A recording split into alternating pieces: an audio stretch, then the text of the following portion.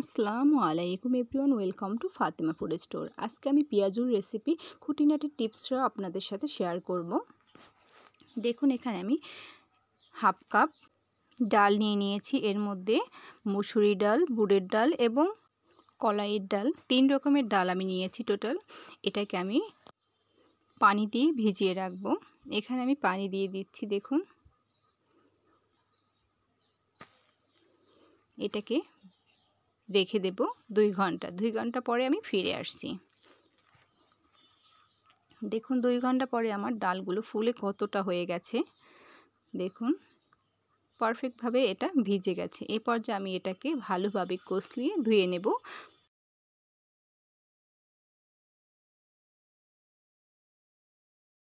এটাকে আমি ভালোভাবে ধুয়ে পরিষ্কার করে নিয়েছি। এবার আমি একটি ব্লেন্ডারের মধ্যে ডালগুলোকে দিয়ে নিলাম আর দিয়ে দিচ্ছি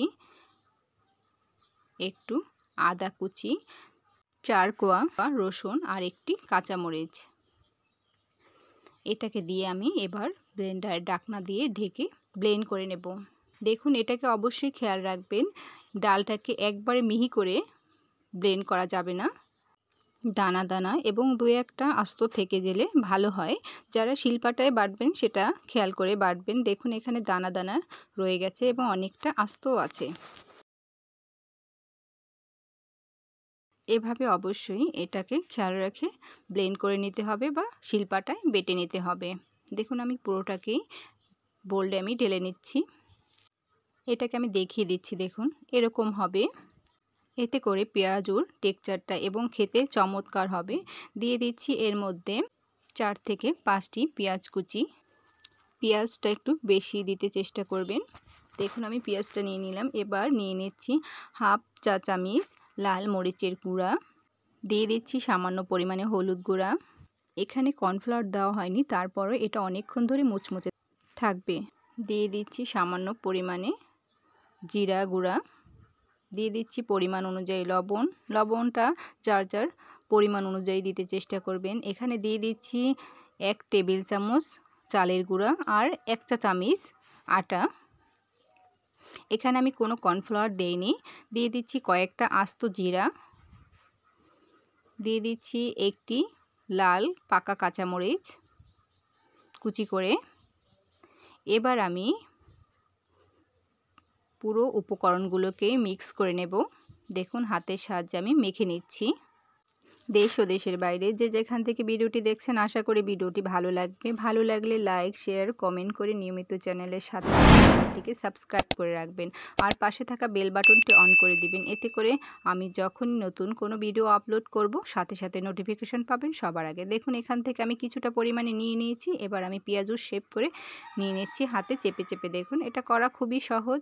এবার আমি চুলোয় একটি প্যান বসিয়ে এতে কিছুটা রান্নার সাদা তেল দিয়ে এটাকে গরম করে নিয়েছি। অবশ্যই তেলটাকে চেক করে নেবেন পারফেক্টভাবে গরম হয়েছে কিনা। এবার আমি একে একে দিয়ে দিচ্ছি পেঁয়াজগুলোকে। প্রতিটা পেঁয়াজই হাতের মধ্যে নিয়ে গোল গোল করে চেপে এভাবে একে একে তেলের মধ্যে আমি ছেড়ে দিচ্ছি। এ পর্যায়ে চুলোর আঁচ মিডিয়াম টু লোতে রেখে ভেজে নিতে হবে। এ অবস্থায় চুলোর আঁচ হাই হিটে রাখা যাবে না, এতে করে পেঁয়াজগুলো মুচমুচে হবে না। আর যদি লো আঁচে রাখেন তাহলে পেঁয়াজগুলো আস্তে আস্তে হবে আর অনেকক্ষণ ধরে মুচমুচে এবং ক্রাঞ্চি হবে, খেতেও অসম্ভব মজার হবে। দেখুন, আমি পেঁয়াজগুলোকে একইভাবে ভেজে নিচ্ছি। কিছুক্ষণ ধরে ভেজে নেওয়ার পরে এ পর্যায়ে আমি পেঁয়াজগুলোকে উল্টিয়ে দিচ্ছি। দেখুন, প্রতিটা পেঁয়াজই আমি উল্টিয়ে নিচ্ছি।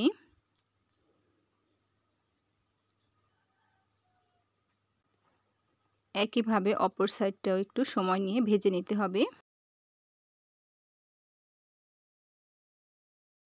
উল্টিয়ে পাল্টিয়ে আমি এভাবে ভেজে নিচ্ছি। দেখুন, পেঁয়াজগুলো ভাজা হয়ে গেছে। এ পর্যায়ে আমি একে একে পেঁয়াজগুলোকে তুলে নিচ্ছি।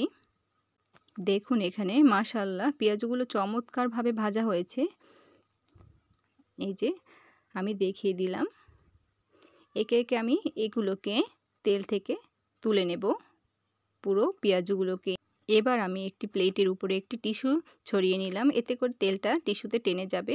দেখুন, আমি পেঁয়াজগুলোকে তুলে নিলাম। দেখুন, দেখতে মাশাআল্লাহ চমৎকার হয়েছে, খেতেও অসাধারণ হবে পেঁয়াজগুলো। আপনারাও বাসায় ট্রাই করে দেখবেন।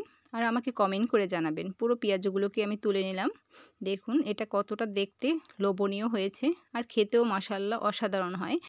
এখানে আমি কয়েক টুকরা শসা এবং গাজর নিয়ে নিয়েছি, 2 সাইড থেকে দিয়ে নেব। দেখুন খুবই সহজভাবে, আর পেঁয়াজের সাথে শসা এবং গাজর খেতে দারুণ হয় এবং স্বাস্থ্যকর হয়। পুরোটাকে আমি দিয়ে নিলাম। এবার আমি একটি পেঁয়াজও দেখিয়ে দিচ্ছি। দেখুন এটা দেখতে যেমন খেতেও মাশাআল্লাহ চমৎকার হয় এবং মুচমুচে হয়েছে। আমি একটি ভেঙে দেখিয়ে দিচ্ছি। দেখুন এটা চমৎকার হয়েছে। আপনারাও বাসায় ট্রাই করে দেখবেন আর আমাকে কমেন্ট করে জানাবেন। পুরো পেঁয়াজগুলোই দারুণ হয়েছে। ইফতারিতে এরকম পেঁয়াজু যাকেই খাওয়াবেন সেই প্রশংসা করবে আপনার।